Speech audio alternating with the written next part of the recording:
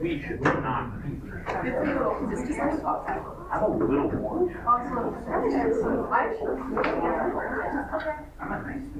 I feel really good. Like I'm a little warm.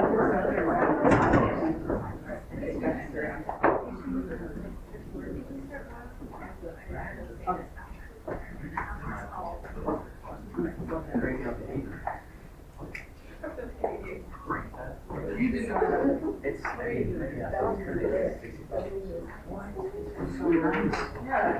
not going to go up.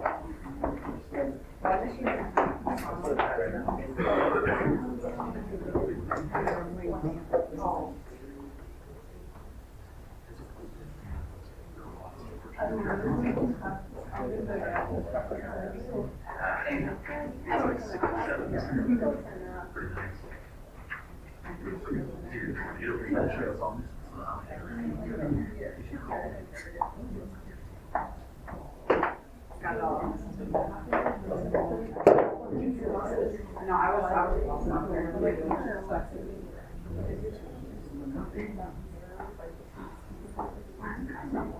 exhausted. But no, I don't do that.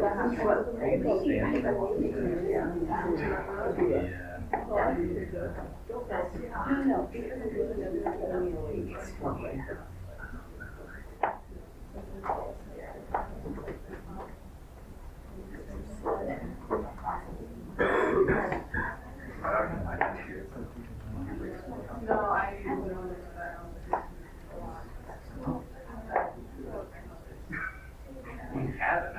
I wasn't gonna like go. But the other active shooter. You remind me of that one movie when you were here like that, the one where the guy's actually. I don't know how to explain it, but he's got a zero.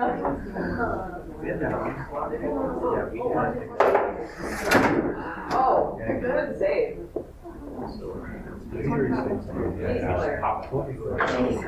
Mr. Kosak. Don't worry about it. Oh yeah, that's right. Is it on? It should be on. Sorry.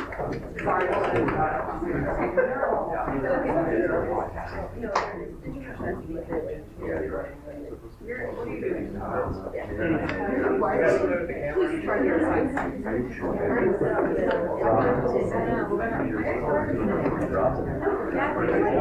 Yeah, they're drawing on.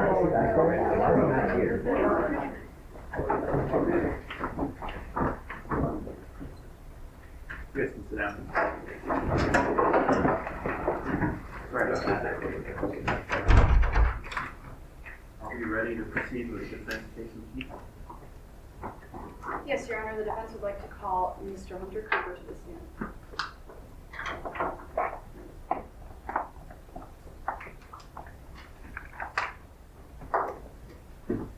May I proceed? Yes. Good afternoon, Mr. Cooper. Could you please introduce yourself to the court? Hello, I'm Hunter Cooper. And where do you reside? I don't really have a residence, though, however, I do stay with friends. And I also have a van, which I stay with my dog Thornhill sometimes. And what is your education, Mr. Cooper? I graduated from the University of Chicago with a degree in creative writing and history. And what is your current occupation? I'm a tour guide. I take celebrities, like Lady Gaga, Bob Ross, and Alex Grace around Midlands. You mentioned Alex Grace. What is your relationship with Alex Grace? Alex Grace and I, we have an entirely professional relationship. I like to do research on him sometimes. Why do you do research on Alex Grace? Alex Grace is just an inspiring character. I've always wanted to write a screenplay for Alex Grace. I really just think he'd suit that very well. Now, Mr. Cooper, I want to direct your attention to the day of June 29, 2017. What were you doing that day? As usual, I do my research, advancing this potential screenplay, potential future screenplays, and I sit down and, I do my research on the pre-rehearsal as usual. Where were you doing your research that day? I was sitting out in the audience, of course. Oh, there's no audience, however, where the audience would be. I was sitting there. And when you arrived on set that day, What were some of the things that you observed? Well, that day they were gonna have a special show, and so Alex Grace was there, of course, and there's this character which I came to know as Danny Kosak who came, and they talked, and this Danny Kosak character, there's this wonderful buffet of food on by the set, and for some reason Danny Kosak was complaining about this. And what happened when the rehearsal started? Well, the rehearsal started as normal, and for 5 minutes they had their usual banter, and Elias was sitting there, and Danny moved off to the side, and I saw Alex. He has this thing he does with like people's hair. He really likes touching people's hair, and he reached over and plays with people's hair. It's like a thing he does. And so I saw him kind of reach towards, Elias, and at that time I totally freaked out because Elias totally freaked out. And I was very concerned, and Elias jumped up and ran over to Chris Villafana, attacked Chris Villafana, and ate Chris Villafana's face off. And I was very shocked, and I did not know what to do, and this was not a good day. And Mr. Cooper, to your knowledge, was there an effort made by Mr. Alex Grace to stop this from happening? I don't know where Alex Grace was. I didn't see him anywhere. No further questions. Yes, Your Honor. May I proceed? Yes. Mr. Cooper, you testified on direct examination that you saw Alex Grace reach out to touch Elias. Is that correct? Yeah, he definitely leaned in for So he leaned in, right? yeah, he leaned in. He never reached out towards Elias, correct? I thought he was going to reach out. And But he he does, never- he has done this before. Mr. Cooper, he never reached But he has towards done Elias. this before repetitively. That was not my question, Mr. Cooper. My question was, on June 29th, he did not reach towards Elias, right? He leaned in towards Elias. So he never touched Elias, correct? Elias, his fingerprints are not on Elias now. Now, I'd like to talk to you about June 29th in general. You were at Midlands Television Studio that day, weren't you? Of course. You saw Mr. Grace and Mr. Kosak, right? Of course. And you heard Mr. Kosak talking, didn't you? No, I'm sure I did, yes. So he was talking to himself and said that he just wasn't really sure about the performance, right? I'm not, yeah, maybe. Mr. Kosak, is probably thinking about, his, tie, I have a problem tying my tie. I'm sure maybe he was having Mr. Cooper, issues with that. you heard Mr. Kosak say that he was concerned Elias wasn't ready, right? Yeah, maybe Elias, wasn't ready, he didn't have the nails trimmed or something. So that's what you heard him say, right? Yeah. You also heard Mr. Kosak say that, thank goodness this is only a rehearsal. If things go wrong, Mr. Grace deserves whatever he gets, right? Yeah, I say things like that all the time. But you heard Mr. Kosak say that, didn't you? You did say something like that, yes. So you were also on set during the actual rehearsal, weren't you? Why would I not be on set? I'm a researcher of Alex Grace. So that's a yes, you were on set. Of course, yes, I was on set. And so you saw Danny Kosak and Elias walk onto the stage, didn't you? They did go onto the stage, yes, and they, sat down. And then Mr. Kosak left the stage, isn't that right? Yes, he moved off to the side of the stage, approximately, 20 feet away, maybe about 3 body lengths of me away, so, right over there. So he was about 20 feet, right? Approximately, yeah, 20 feet, I'd say, He was behind the writers, right? Yes, he was behind, kind of the side. I would say he was, standing, in line behind, So he was near the writers, He right? was near the writers, yes. And what those writers included Chris Villafana, Of didn't course, they? yes. This did involve Chris Villafana. Unfortunately, he died early. Now I'd like to move on to talk about Chris Villafana's funeral. Mm-hmm. You attended that funeral, didn't you? Yes, out of respect. And Mr. Kosak was also at that funeral, wasn't he? He was, yes. In fact, you heard Mr. Kosak say that he never should have stood so far away with something so new for Elias, He right? didn't say those exact words. You didn't say those words? Is that your Not testimony? exact words. But you did say that you never should have stood so far away, correct? So far away, not like so far away. But it was his statement that he should never have stood so far away, correct? Yes. Thank you, Your Honors. I have no further questions. Redirect. No redirect, Your Honor. I just asked that my witness be allowed to step down. Thank you, Mr. Chair.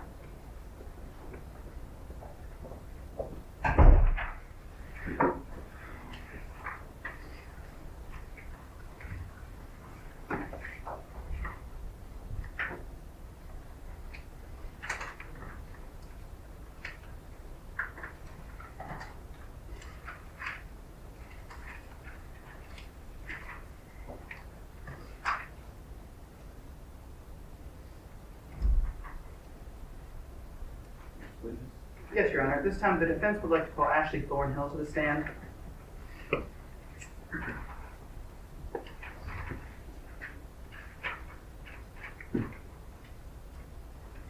May I proceed? Yes. Good afternoon, Ms. Thornhill. Could you please introduce yourself to the court? My name's Ashley Thornhill. What do you do for a living, Ms. Thornhill? Well, I was a makeup artist for Alex Grace at Midlands Television Studio. Now, you mentioned Alex Grace. How long have you known Mr. Alex Grace? I've known him for many years. In fact, I followed him to Midlands from Hollywood. Now, why would you do that? Well, I was promised to be the head makeup artist at the studio. However, I never got that, and I ended up just being a personal assistant makeup artist for Alex himself. Now, earlier you mentioned that you worked for Alex Grace at MTS. Is this Midlands Television Studio? It is. And what were your duties there? Well, besides making sure Alex was functioning, let alone capable of being in front of a camera, I also had to basically clean up his office for him. How much success did Alex Grace receive at Midlands Television Studios? Well, in the beginning, it was pretty successful. What about after that? Well, even whenever there was success, he would always be just drinking and his ego went unchecked. But as the ratings began to fall, he just kept drinking. Objection, improper character evidence. If I may ask the counsel how this is improper. I think he's saying that this alleged character trait of Mr. Grace drinking is improper to come in. Give a response to these grounds. May I Am I consult? mischaracterizing? No, you're correct. Okay. May I consult co-counsel? Sure.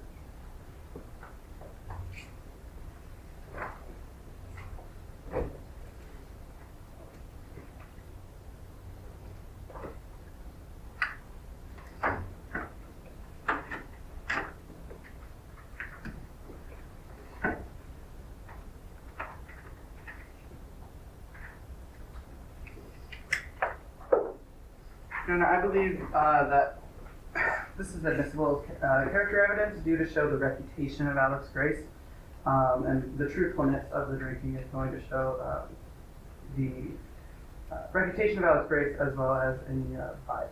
If I may, Your Honor. Yes.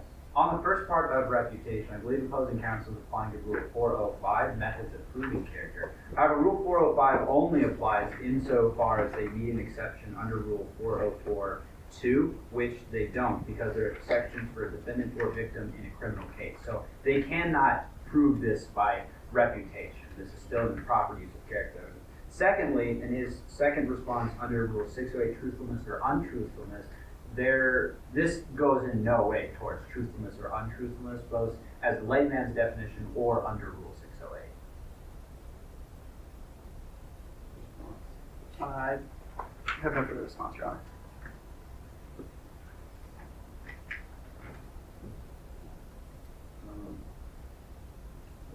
I guess I will sustain the objection. Yes, Your Honor. Blue to strike any pending testimony. Yeah, that, I think there's like one sentence that would be stricken. Ms. Thornhill, you mentioned that you were a personal assistant for Alex Grace. Were you working on the day of June 20th, 2017? I was. I got Alex ready for the show as I do that day and began to clean up my supplies in his office. And what happened while you were in his office? Well, since Alex was away, as he usually is, received a phone call, so I answered it, and it was Danny. And what did Danny say? Danny said that Danny was talking really fast, and he seemed really worried about something, and by the time I finally got him to slow down and explain what was going on, he told me that he was afraid that Elias wasn't going to be ready and he wanted to replace Elias so that the show would go smoothly, and I told him to get in contact with Alex. Was Alex informed about this? I informed Alex of this the next day, and I told him how that Kosak just seemed really worried about it, and all he said to me was if something were to go wrong, all the better for ratings. Now, Ms. Thornhill, I'd like to talk about the day of June 29th, 2017. What were you doing that day? I was on studio, I prepared Alex as I always do, and I was cleaning up his office. And what happened while you were in his office? Well, as I was cleaning up, I found an empty wine bottle and just some random receipts. Now, what happened after that, Ms. Thornhill?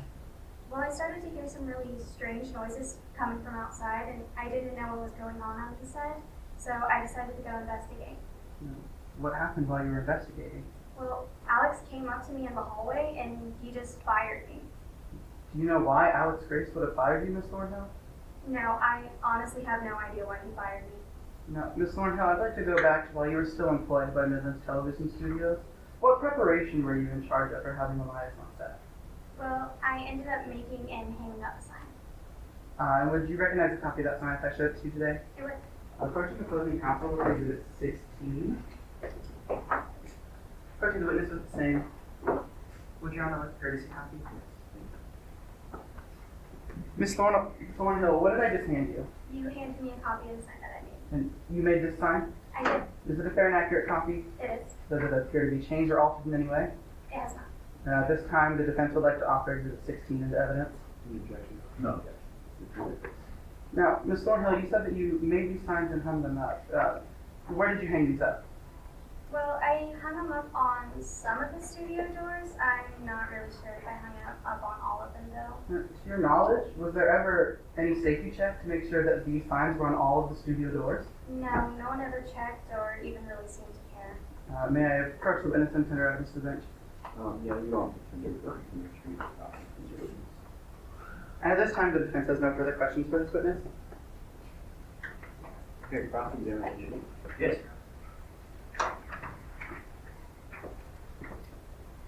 May I proceed? Yes. Ms. Thornhill, as you testified on direct examination, you answered a phone call on June 20th, correct? I did. It was Kosak, and he seemed really worried, and he really wanted to make sure that the show went smoothly. That's correct, and when you answered the call, Mr. Kosak was actually talking rather quickly, wasn't he? He was. So I told him who I was, got him to slow down, and that's when he told me about wanting to make sure the show was going smoothly. And as you said, Mr. Kosak was actually being very apologetic, wasn't he? Yes, like I said, he was worried about Elias being ready, and he just wanted things to be okay. But despite the fact that Mr. Kosak told you he was worried about Elias, Elias still showed up on June 29, 2017, didn't he? Well, Alex said if anything were to go wrong, all the better for ratings. That's correct, but Mr. Kosak is the animal trainer, correct? Correct, but all Alex cared about was the ratings. But Mr. Kosak himself was worried about his own animal in your phone call, wasn't he? Yes, and he sought out to make sure that the show would go smoothly by replacing Elias. Now, Ms. Thornhill, I would like to talk about your relationship with Midlands Television Studios a little bit. It's not a good one at this point, is it? Well, I was fired unexpectedly. And actually, you weren't even too excited about your employment at Midlands Television Studios when you were there, were you? Dealing with Alex wasn't exactly a delight. But it wasn't only that, Ms. Thornhill, was it? You felt misled to Midlands from Hollywood, didn't you? I was promised to be a head studio makeup artist, but I never got that. You felt deceived in how you ended up in Midlands from Alex Grace. As I said, I was promised a job that I never received. And Ms. Thornhill, you're testifying willingly, correct? Yes, Against Midlands Television Studios. that is correct. I'm testifying for Danny Kosak. Ms. Thornhill, I'd also like to talk to you about the funeral of Chris Viapano, the deceased. You went to that funeral, correct? I did. While I was at Midlands Television Studio, the family was really close, and I just wanted to give Harper my condolences. And you sought out Harper at the funeral, correct? I did. Her husband just got killed. I wanted to give her my condolences. But you also had a short conversation with Miss Viafana, correct? And that would be a part of giving condolences. And you told Miss Viafana that if she needed any help at all, getting Objection, revenge- hearsay, Your Honor. Response? Yes, Your Honor, under Rule 8033, this is an exception to hearsay because it goes to the witness's mental and emotional state during her time at the funeral. So what do you anticipate she's going to say? Can I make an offer of proof, please? This line of questioning will go towards statements regarding seeking revenge on Midlands Television Studios and any way that she could help and anything to make Alex Grace suffer. Do you have a response to that exception? Your Honor, I feel like this doesn't go to show the mental state, simply a statement that was made by this witness at court. Can you repeat the statement one more time?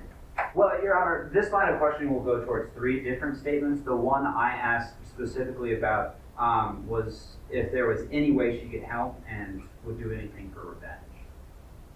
Which under 8033, I believe, would go to the emotional state as well as the mental state.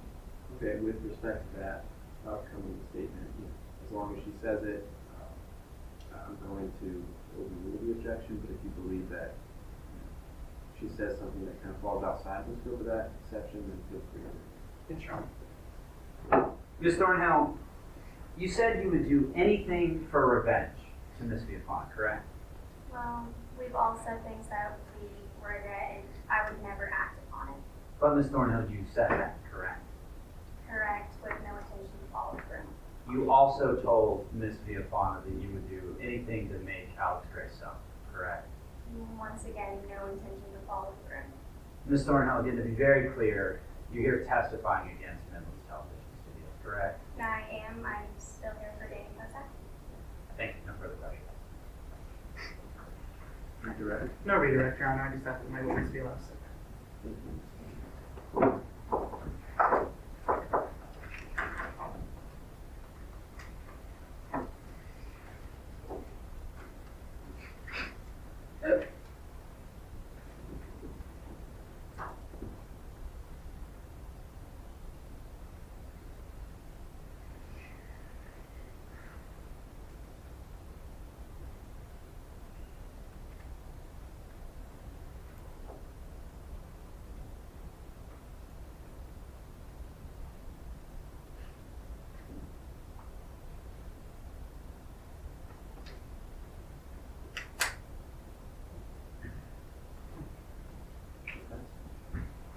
At this time, the bench would like to call our witness, Danny Kosak, to the stand.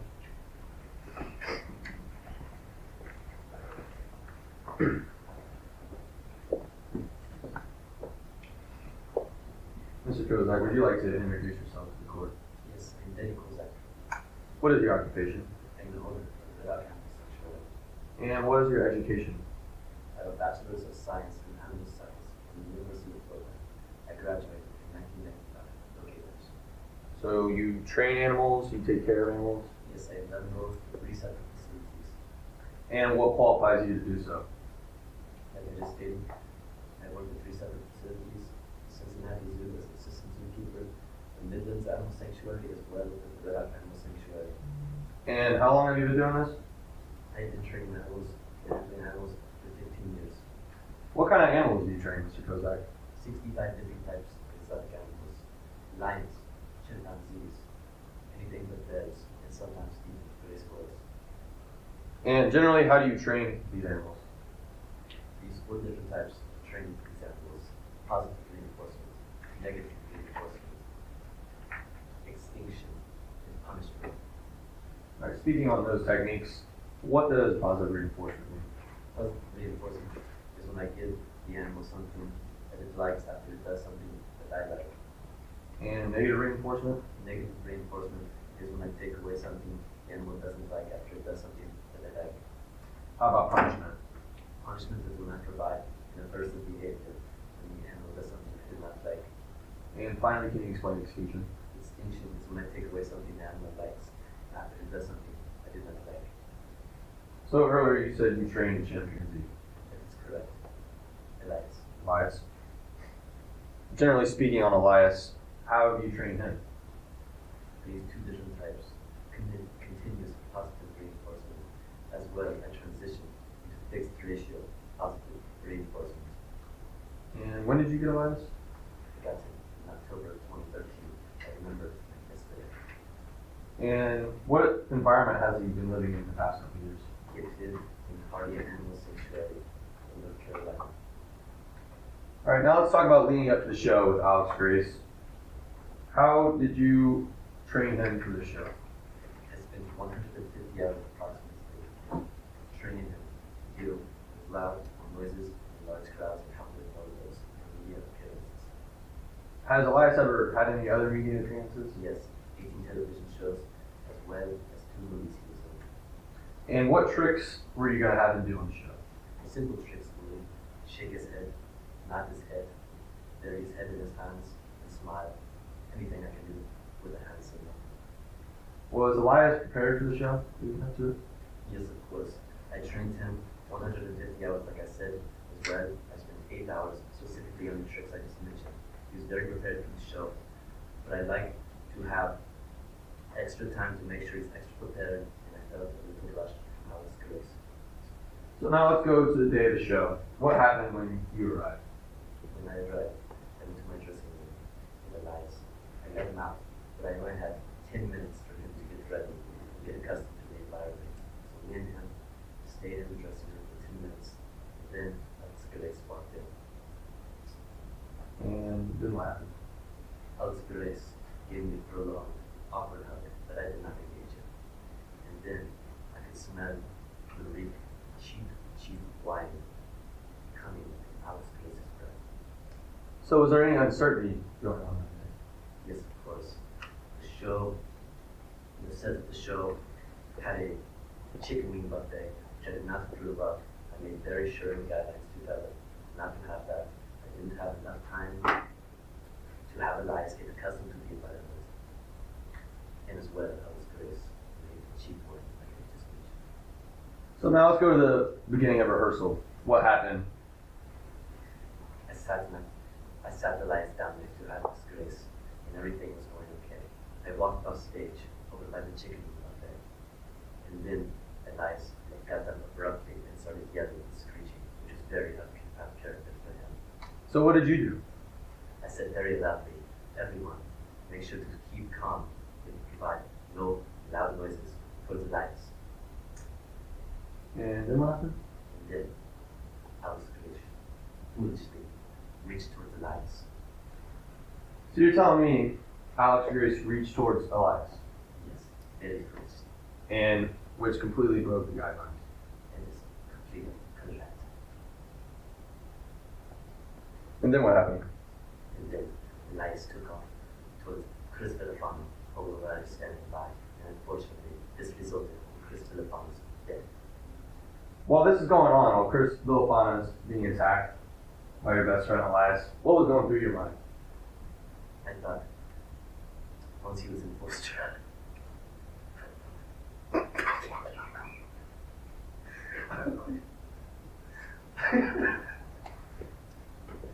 once Elias was in full stride,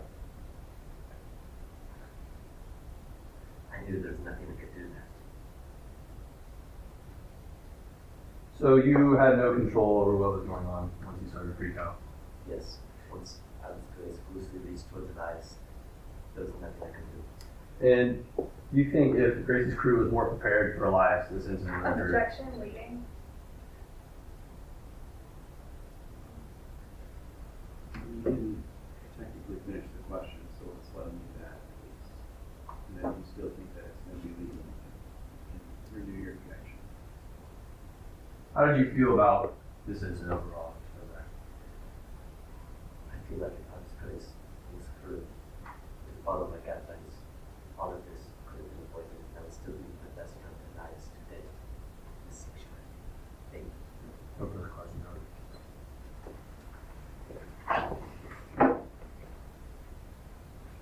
Okay, cross-examination. Yes, Your Honor.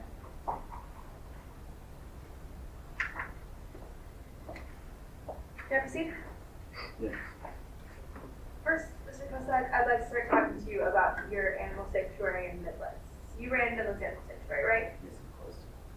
Prior to the day of June 29th, you were worried that the sanctuary was going to have to close, weren't you? Yes, very concerned. In fact, Midlands Animal Sanctuary has been running a deficit for the past 12 months, right? That is correct. If things didn't turn around soon, it was going to be closed in a few months. That is true, yes. That's why you wanted to appear on Midlands After Dark, wasn't it? Yes. You thought the publicity you would get would turn things around, right? Yes. Now let's talk specifically about the training that went into June 29th. You trained Elias to transition from voice commands to hand signals, didn't you? That is correct. You spent 8 hours training him? That is correct. 150 hours as far as large crowds, the 8 hours on the hand signals. You haven't done any research on how to transition an animal from voice commands to hand signals, have you? I have not. You were also the one who decided on the timeline for the performance on Midlands After Dark, right? No. It was actually you who selected the day of June 29th, wasn't it? Yes. You selected this date in early June, right? Yes, June 29th, very June. But you chose the date on around June 8th, didn't you? That is correct.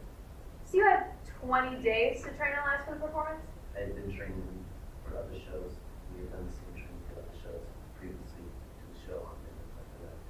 But before the show on Midlands After Dark, you had never trained Elias using hand signals, had you? That's correct. So for the show of Midlands After Dark, you had 20 days to train him for the hand signals, right? Yes, within those 20 days we had 8 hours for the hand signals. But you didn't transition from continuous positive reinforcement to fixed ratio positive reinforcement in those 20 days, did you? That is correct. You had planned to do this after the performance, hadn't you? Yes. But you still brought Elias on the set on June 29th, right? Yes, I did. Now let's talk more specifically about what happened on that day. You brought Elias around 11 a.m., right? That is correct. When you got there, Elias was screeching in the dressing room, right? Yes, briefly. You talked to Alex Grace for a bit. That's correct. Alex Grace then showed you the craft services table, right? That is correct. After that, you went back to your dressing room. Correct. When you got there, Elias was still screeching, wasn't he? That is correct. After you were in your dressing room for a little bit, you then went to the green room, right? That is correct. Once you were in the green room, Elias was still upset, wasn't he? Yes, But you still took him on set that day, right? that is correct. Now I'd like to talk to you a little bit more about your guidelines. May I approach the bench and the witness for Exhibit 23? Approach the bench for Exhibit 23 and the witness with the same. Mr. Kosak, these are your guidelines, right? Yes, You created these guidelines to ensure that there wouldn't be any extra stimuli on the set, right? that is correct. You mentioned on direct examination that you thought Midlands Television Studios didn't follow these guidelines, right? That is correct. You were concerned about them breaking guideline number 2, weren't you? That is correct. You said on direct examination that it was against your guidelines to have food on set, That didn't is you? correct. But nowhere in these guidelines does it say there can't be food on set, do there? With food on set comes the smell of food on set, which is very confusing for Elias, which is in guideline number 2. Specifically, guideline number 2 in the bold says brush your teeth and wash your hands, doesn't it? That is correct. It's followed by the smell of food is confusing for Elias. That He is is correct. often rewarded with treats for performing his tricks. Please avoid eating or touching food for at least 1 hour before meeting Elias. That is Right? correct. So it doesn't say there can't be food on set, does it? With having food on set, I think it does provide more of a smell of food than just from someone having food in their breath. Directing you back to my question, the guidelines don't say there can't be food on set, right? That is correct. You were in court today to hear the testimony of Alex Grace, weren't you? That is correct. You heard Alex Grace say that he brushed his teeth and washed his hands, right? That is correct. You also heard him say that he avoided eating. That is correct. Alex Grace was also the only person meeting Elias that day, right? That is correct. Additionally, you said that you didn't have time to settle in, right? That is correct. I have about 2 minutes. Guideline number 4 says only give us time to settle in, right? That is correct. You actually arrived at 11 a.m. like you said earlier. That is correct. The I was only with the guys 10 minutes. But the It says give perfor- us time to settle in, not just the guys alone. Yes, but you were there at 11. I was there to them, yes. The performance wasn't until 2, was it? That is correct.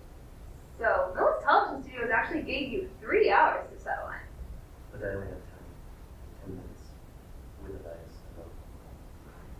But you did have 3 hours worth of time to settle in. That is correct. So they did follow this guideline, didn't they? No, that is wrong. But you just said you had 3 hours of time to settle in. Guideline number 4. Give us time to settle in. Us meaning me, with my best of the guys.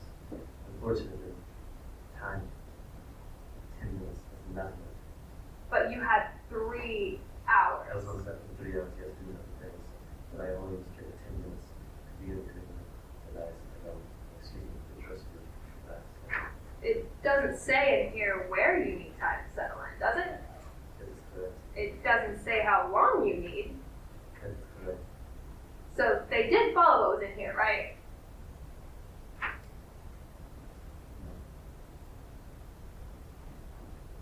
May I approach the witness to retrieve the exhibit? I'm approaching the witness to retrieve the exhibit. Please may I approach the bench contender. Additionally, Mr. Kosak, you actually can't be for sure what caused the attack, can you? That is correct. No further questions. Can you redirect? No, Your Honor, at this time, me and my witness, take a seat. Yeah, thank you. Anything else from the defense? No, Your Honor, at this time, the defense rests their case in chief and request a brief recess. Yeah, let's take 10 minutes and be back here at 2:45. May I approach the bench to gather the closing argument? May I as well and set the room for the monster? Yeah, whatever you guys want.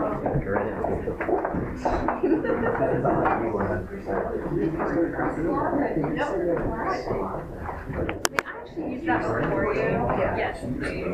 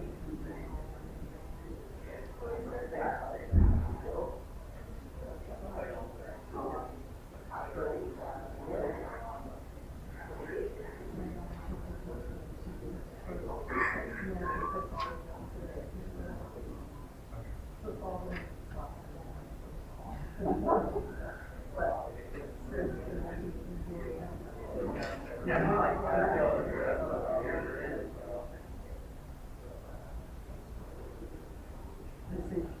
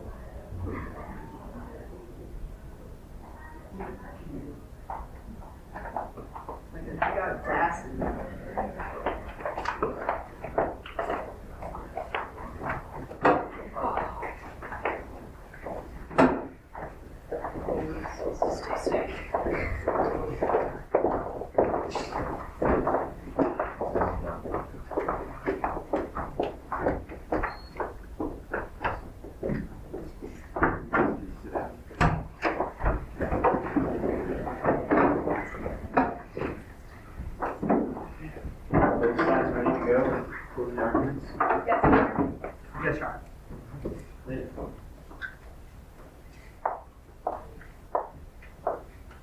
May I proceed? May it please the court, opposing counsel, members of the jury. It was out of their hands. On June 29th of 2017, Danny Kosak brought his chimpanzee Elias that was not properly trained to the set of Midlands After Dark. It was there that Elias attacked and killed the writer Chris Filipana, resulting in the cancellation of Midlands After Dark.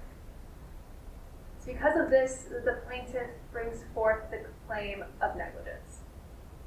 In a negligence case, there are typically 4 elements that you must discuss when you go and deliberate. That there was a duty that the defendant owed, that the defendant breached that duty, that there was harm suffered, and that the breach of that duty was the direct and proximate cause of the harm suffered. In today's case, the plaintiff is suing Danny Kosak, and Danny Kosak is also suing the plaintiff, Midlands Television Studios. So both of us have a burden of proof in today's case. It's already been settled outside of this jurisdiction that both sides had a duty and both sides suffered harm. As for Midlands Television Studios, they had a duty to follow the guidelines provided by Mr. Kosak, as well as take reasonable measures to ensure the safety of everyone on set. Mr. Kosak's duty was to bring a properly trained chimpanzee and take reasonable measures to ensure that Elias wouldn't be a danger. As for the harm, Midlands Television Studios had to cancel Midlands After Dark, and Danny Kosak's animal sanctuary was closed. What's in dispute in today's case is which side breached their duty, and if that breach of duty was the direct and proximate cause of the harm suffered. This means that the harm wouldn't have occurred without the breach of the duty, and that this breach of duty was foreseeable that it would result in the harm that took place. So essentially, we must show you today that it is more likely than not, by preponderance of the evidence, that Mr. Kosak breached his duty, and that it was that breach of duty that was the direct and proximate cause of the death of Chris Filipana and the subsequent cancellation of Midlands After Dark. To show you how we've met our burden and the defense has failed to meet theirs, I'm going to walk you through some of the evidence and testimony that you've heard today. First, let's look at the selection and training of Elias. You heard today from Dr. Willoughby Hawkins. Dr. Hawkins took the stand today and told you that Elias's gender, age, and previous engagement with humans was concerning. Elias was not that right age, not the right gender, and had too much previous experience with humans. He was too old and he was male, and he knew that his strength was too much. All of this made it more likely that Elias would become aggressive and that the attack would take place. Just by selecting Elias, Danny Kosak breached his duty. Additionally, you heard about the training from Mr. Kosak himself and Dr. Hawkins. You heard that it was Danny Kosak who selected the June 29th day. He had about 20 days to train Elias, but he never transitioned to fixed ratio training. He had planned to do that well after the June 29th event.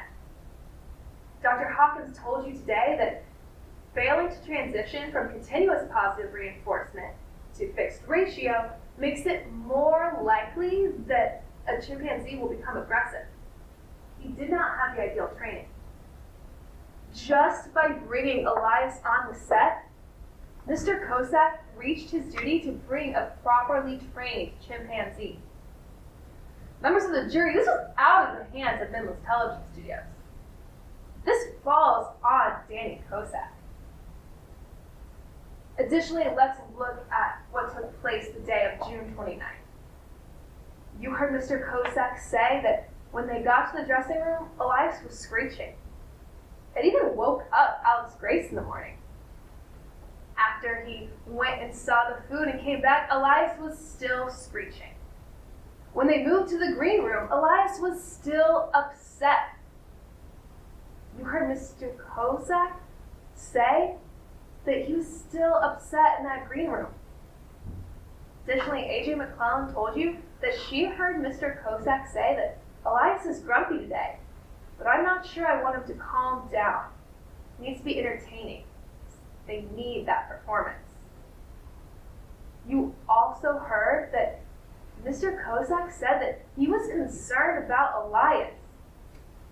Mr. Kosak, despite these concerns and despite the fact that Elias was grumpy, still brought Elias on set of the rehearsal on June 29th. Members of the jury, this was out of the hands of Midlands Television Studios and falls on Danny Kosak. It was Danny Kosak that breached his duty. Mr. Kosak tried to tell you today that it was the smell of food that was an issue and that they didn't have time to settle in. Well, let's look at those guidelines. Those guidelines that Danny Kosak himself sent to Midlands Television Studios, and Midlands Television Studios had a duty to follow. Nowhere in these guidelines does it say there can't be food on set. If that was an issue, Mr. Kosak should have said so. And that falls on him breaching his duty, not Midlands Television Studios. Lastly, let's look at that last prong that we had to prove to you today. That it was Mr. Kosak's breach of duty that was the direct and proximate cause of the harm suffered. Alex Grace took the stand today and told you that Midlands After Dark was canceled due to all of the bad publicity. Even though there were some low ratings, they were still the highest rated show and the highest ratings late night television show. Prior to the 29th, there was no indication that Midlands After Dark was going to be canceled. It was the breach of duty on behalf of Danny Kosak that led to the death of Chris Villafana and that led to the cancellation of Midlands After Dark. This was out of the hands of Midlands Television Studios. The fault lies with Danny Kosak, and you must find the defendant liable. Thank you. Would a closing counsel like me to take down the monster? Yes, please.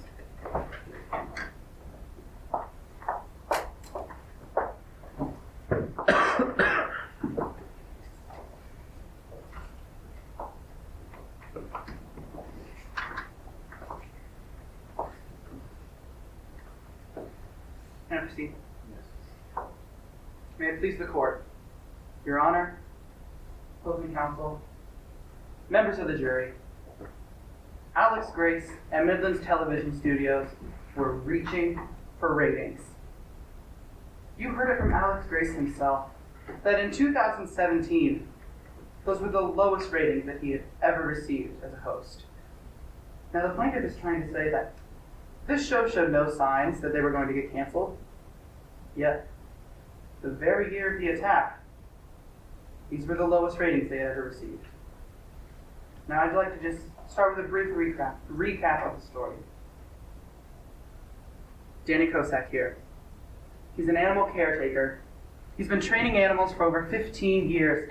He loves animals. He knows what he's doing. He's been doing it for 15 years. He has degrees in this field.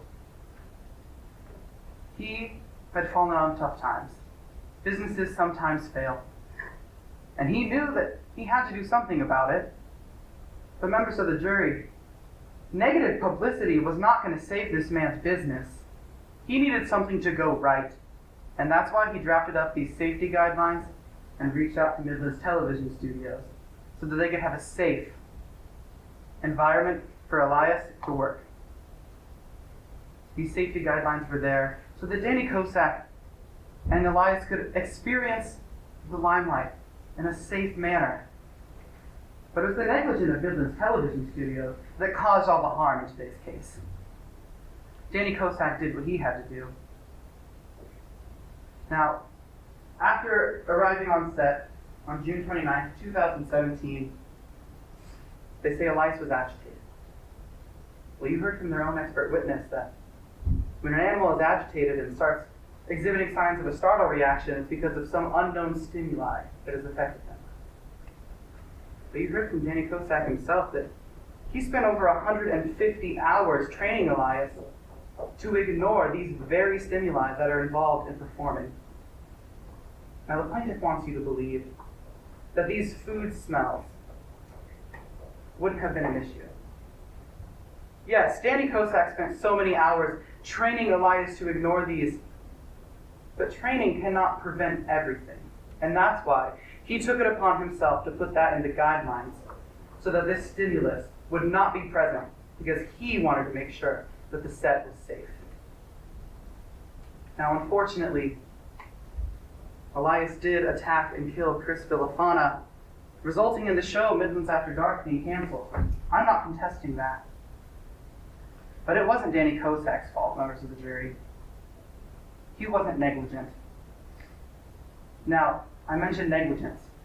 Today, the defense has to prove to you that Midlands Television Studios was negligent in their preparation for having Elias on the show, and that because of this, they are liable for all the damages that were caused. We must do this through a preponderance of the evidence, meaning more likely than not. To do this, we called 3 witnesses to the stand. We first called Hunter Cooper. Now, Hunter Cooper was there on the day of the attack. He testified that Danny Kosak saw something that violated his regulations and his guidelines, and he brought it up. The Midlands Television Studios didn't do anything about it. Now, Hunter also said that he saw Alex Grace lean forward as if he were going to rub the hair of Elias like he had done with previous members of the show. Members of the jury, reaching out towards Elias would have been the next step if this plan would have continued. We then called Ashley Thornhill to the stand. Ashley Thornhill works very close with Mr. Alex Grace. She said that she had to make a sign. And she put him up on some of the studio doors, but not all of them. Now, members of the jury, remember, the plaintiff in today's case found some of their own guidelines to use. And I'd like to direct your attention to the second one. Provide adequate notice to people on or near set. Simply posting a sign to the studio doors that says, "Warning, live animal on set," should be the bare minimum necessary to provide notice. Members of the jury, not a single person at Midlands Television Studios ensured that these signs were on every single studio door. If we can't trust them to do the bare minimum of their own guidelines, why should we trust them to follow anyone else's? Danny Kosak drafted these guidelines for safety. He didn't breach them. They did.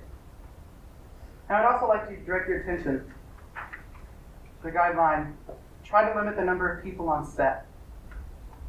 Well, you heard from their own witness, AJ McClellan, that she received a text message from Chris Villafana, an employee of Midlands After Dark and Midlands Television Studios. He said, "I was hoping you could come to rehearsal tomorrow. We'd like you to join the segment with Danny Kosak's chin." Members of the jury, that's not limiting the number of people on set.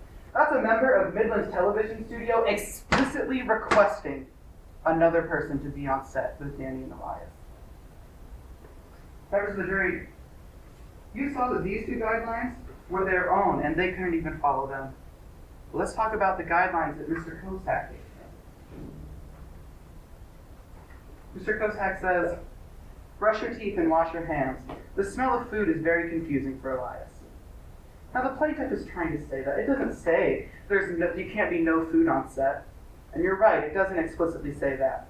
But members of the jury, have you ever eaten food and not smelled it? The smell of the food would have been lingering around this set, whether it was there or not. But it was. Have a quiet place for Elias to rest and rehearse. Yes, there was a quiet place, but as you heard from Danny Kosak, they weren't given an adequate amount of time to get used to the set. Members of the jury, this is a simple case of negligence. I showed you that Danny Kosak did everything in his power to make sure that everyone was prepared.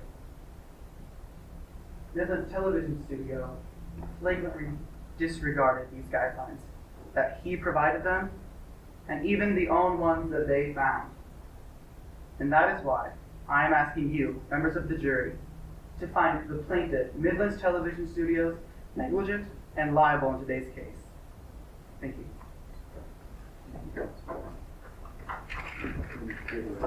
Yes, sir. You're refusing that.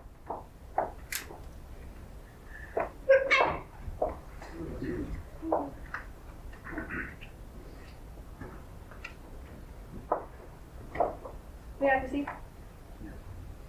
Members of the jury, this was all out of the hands of Midlands Television Studios. We've shown you that today. We've met our burden. We've shown you by preponderance of the evidence that Mr. Kosak breached his duty and that this was the direct and proximate cause of the harm. What you haven't heard today is the defense meet their duty. You have not heard that Midlands Television Studios didn't follow the guidelines provided. Alex Grace told you they followed all of them. Let's look at some of the ones that defense counsel tried to say weren't followed. It doesn't say that there can't be food on set. It doesn't even say that the smell of food can't be on set. The guideline that they keep referring to is about brushing your teeth and washing your hands. And Alex Grace told you that he did that. It doesn't say that they need a specific amount of time to settle in or where they need time to settle in. It just says that they need time to settle in. And guideline number 4 doesn't specify, but you heard today that they had 3 hours on set. That's plenty of time to settle in, members of the jury. Additionally, nowhere in these guidelines does it say that you can't try to touch Elias. You can look at them yourself when you go to deliberate. They also took reasonable measures. They looked at the best practices article and they followed this. They limited the number of people on set. They put up signs. They did everything in here to go even above and beyond Mr. Kosak's guidelines. Additionally, you heard no evidence that any breach of duty was the direct and proximate cause of the cancellation of Midlands Animal Sanctuary. We've met our burden. It was out of our hands. Find the defendant liable. Thank you. Thank you. You want us to step out or just hang out? Yeah, why don't you step Take out? about 5 minutes. And then we'll come back.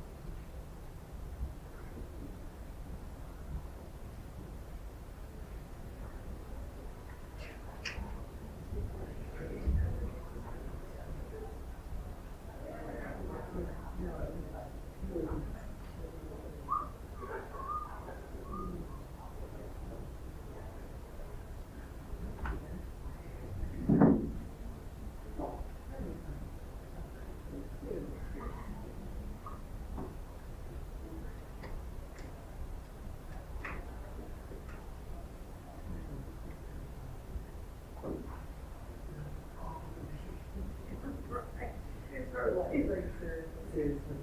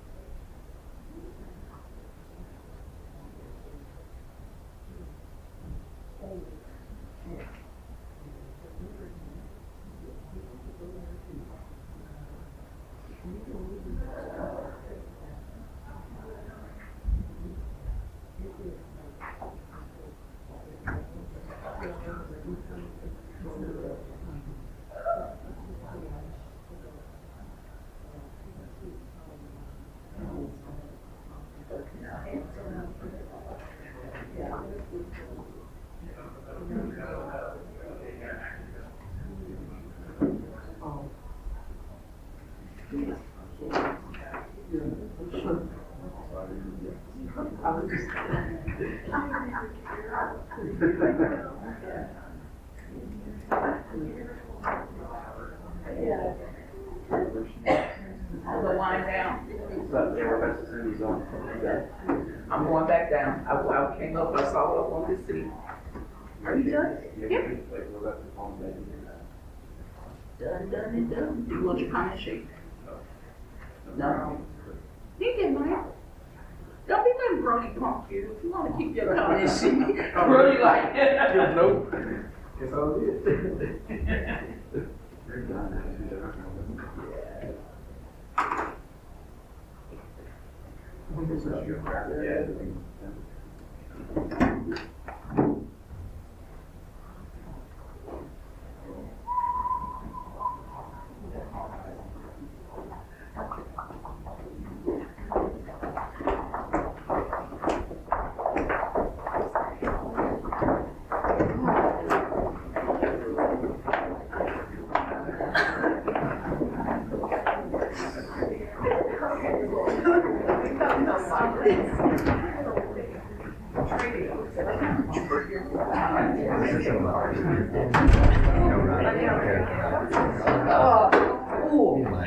The desk almost went out.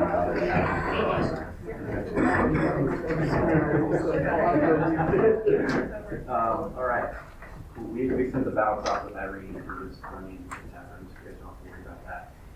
We're going to keep it very brief. You guys can just kind of get on down to the closing ceremonies. My name is Brody Saber. I'm a 2L here at UMKC, and I was a competitor on the UMKC undergraduate mock trial team. And I went to school here as well. I've done a little bit of coaching in the undergrad team here too, so that's kind of my background. As far as stuff that I'm going to say, it'll be brief and pretty general. It's funny, you know, the first thing that I've said to every team that I've judged this tournament is slow down. But I'm not going to say that to you guys. You guys all did excellent in terms of pacing, all of you. And that, you know, that goes for witnesses and for attorneys. So great job on that. You guys pat yourselves on the back there. But kind of closely related to that is I do wish that I would have seen more dynamics, you know, like a little bit more high energy. I think some of you, is it Easton? Mm-hmm. I think your energy was great. I think it was very high energy. So maybe this doesn't apply to you as much, but from a lot of the other attorneys and even some of the witnesses, I would have liked to see a little bit more energy to keep us engaged up here. You know, especially for me to judge like every round of this tournament. So by the time we get to the last one, it's kind of hard. So I wanted a little bit more of that. You guys did good with like objections and stuff. I kind of wanted more. I love presiding. I love ruling on objections and stuff. So I wanted more. I know there were times where I kind of just shot you down without letting you argue. It's probably because you weren't saying what I wanted you to say, which is a little selfish, but it's what it is. So maybe brush up on your rules of evidence, you know, when to apply what objection. And movement about the well was another thing. You know, as far as openers and closers go, I think you guys did pretty good about your movement and kind of using it to your advantage. And even during exams, like I could tell that you guys kind of know, like I should be taking steps and stuff, but sometimes it didn't feel very purposeful, like you're not moving to kind of signal a change in topics, like, okay, we're gonna move on to another point, you know, that tells us that you're moving on to something new. If you take some steps, it kind of felt like at random. And also during your examination specifically, you know, I think that you guys can use more of the well. You know, you kind of have a little box. I felt like, and I forget your name, I'm sorry. Great. Great. I thought you did great. I thought that you were the best attorney around in terms of like using the space during your examinations. So I enjoyed that. But at the same time, you don't want to just pace around. Like I said, you kind of want it to be purposeful. But it seems like you guys have a pretty good hold on that. And then the last thing I think, as a general comment to everyone,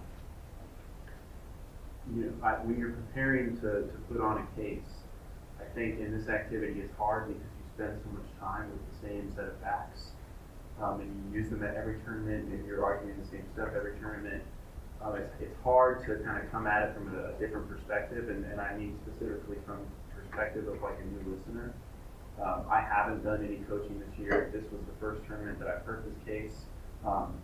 So by the time I get to the fourth round, I kind of have a pretty good idea of what's going on, but at the same time, I'm still pretty confused. Like, you guys really have to break things down to the most like base fact, and then tell us what that fact is, but also tell us why does it matter? Like, why does this one thing sway in your favor, or why, vice versa?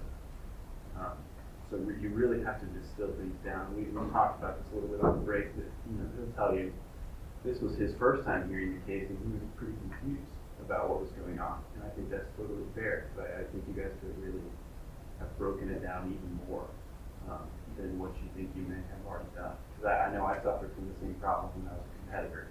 You're like, I don't know how I can break this down anymore. Well, it's just because you've been exposed to the facts too much. You know, it's like subconscious for you. So I think it's helpful when you're practicing outside of a tournament setting to get some like new perspectives in. So like have people watch your scrimmages or whatever. And I think that would be really helpful there. And I don't think I have too much more to say. Like generally, you guys are welcome to come up and talk to me after the round if you have any questions about something specific to me. I'll just say a few things, so I'll keep it brief as well. I know you guys are itching to get out of here. So my name is Desai. I'm also a 2L at UMKC School of Law. Brody and I were on the same team a few years back with undergrad. You guys. I saw it with all the attorneys when you guys battled objections. You guys all seemed like you knew the rules of evidence pretty well, but none of you really applied the facts to the law. And I think that's one thing that we learned, in law school is make sure you harp on not only the rules, which you guys do, but the facts that apply to the rules. So you have to, be able to integrate that a little bit better and on a higher level than what you guys are doing right now. For the witnesses, I think one thing that this round struggled with was picking and choosing your battles on how aggressive you need to be, or not aggressive. You should know when to get defensive and hostile. You should also know when not to.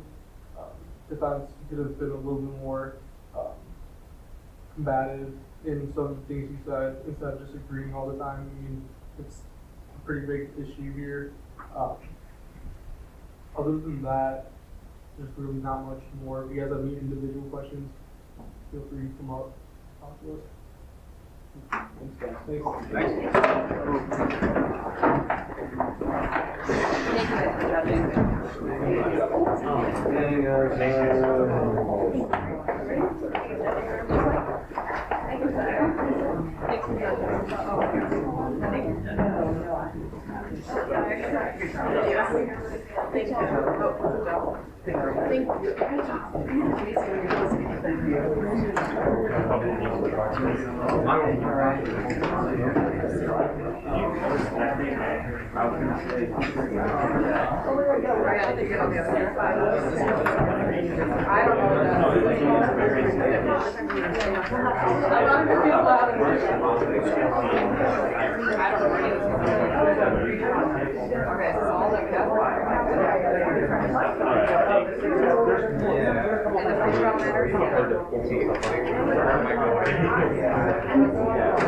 get that, but that's not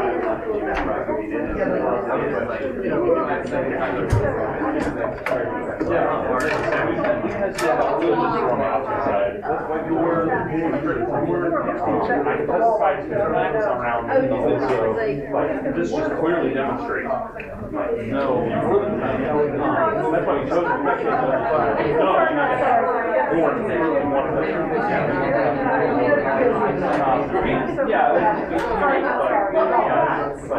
I feel like I appreciate that you did something.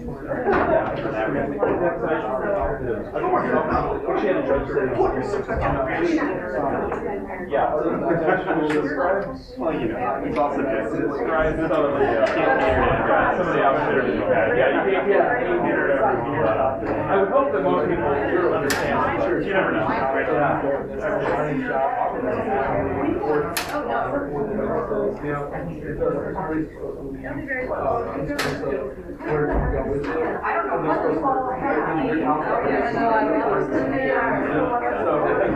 Argue myself.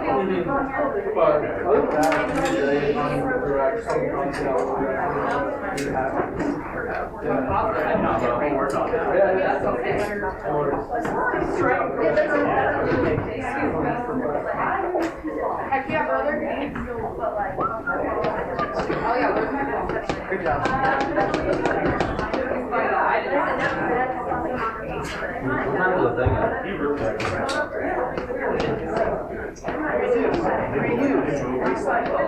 Yeah.